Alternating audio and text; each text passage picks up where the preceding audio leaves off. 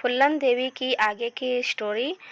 अगर जो ये पसंद आए तो लाइक, सब्सक्राइब और ज़्यादा से ज़्यादा अपने दोस्तों के साथ शेयर कीजिएगा। कहानी कुछ इस तरह से है। डाकू फूलन देवी ने 22 ठाकुरों को एक लाइन में खड़ा होकर क्यों गोलियों से भुना था।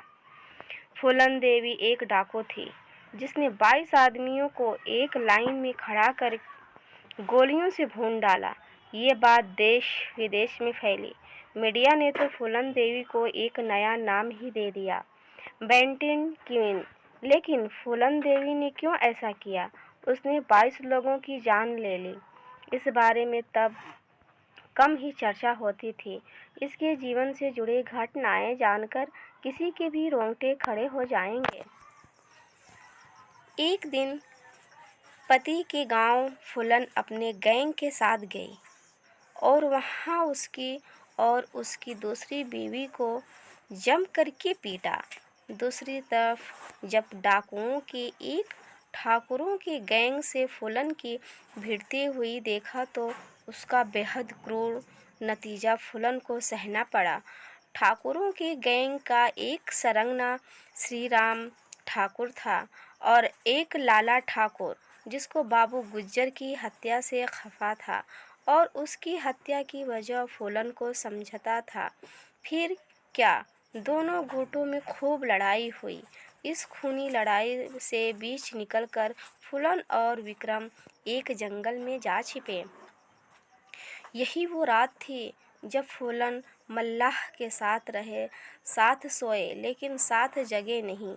ठाकुर गैंग ने मल्लाह को मार डाला और फूलन को किडनैप कर ले गए। फूलन ने अपनी एक किताब में कुसुम के बारे में भी लिखती है कि उसने विक्रम के दिए जेवर उसके बदन से उतार लिए और उसके कपड़े फाड़ दिए। ऐसी ही नग्न हालत में उसे श्री राम और उसके साथी रस्सियों से बांध नदी के रास्ते में बेहगमई गांव लेकर के गए, जहां उसे पूरे गांव में तो घुमाया ही गया। इसके अलावा सबसे पहले श्री राम ने उसका रेप किया और फिर गांव के लोगों ने उसके साथ रेप किया। उसे बालों से पकड़कर घसीटते रहे और लाठियों से पीटते रहे। कहते हैं कि ठाकुरों ने फूलन को नग्न हालत में ही 2 सप्ताह से ज़्यादा वक्त एक कोठरी में जानवरों की तरह बंद करके रखा और हर रोज़ उसके रेप किया करते जब तक कि वो बेहोश नहीं हो जाती।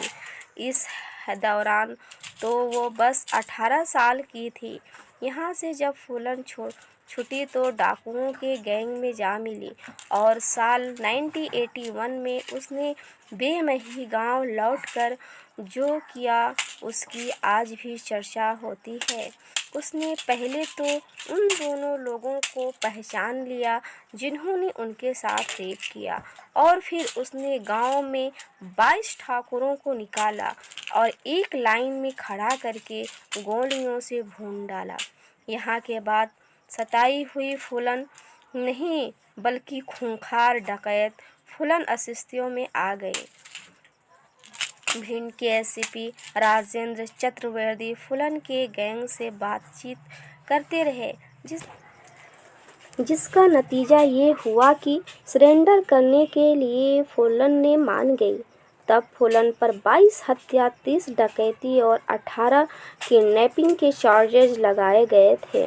11 साल फूलन जेल में रही और फिर साल 1993 में मुलायम सिंह की सरकार ने उसे पर लगे सारे आरोप वापस लिया। साल 1994 में फूलन जेल से बाहर आई और उमेद सिंह ने उसने शादी की और 1996 में फूलन देवी ने सपा से मिर्ज़ापुर का चुनाव जीता और सांसद बनी। बिहड़ों की फूलन आलीशान बंगले में रहने लगी। साल 1998 में उसकी हार हुई पर फिर साल 1999 में वो जो चुनाव जीत में आ गई। 25 जुलाई 2001 को एक शख्स शेर सिंह राणा ने फूलन की गोली मारकर उसकी हत्या कर दी और कहा कि उसने बेमही हत्याकांड का बदला उतारा है। दिल्ली के एक कोर्ट में 14 अगस्त 240 को शेर सिंह राणा को उम्र की कैद की सज़ा सुनाई थी।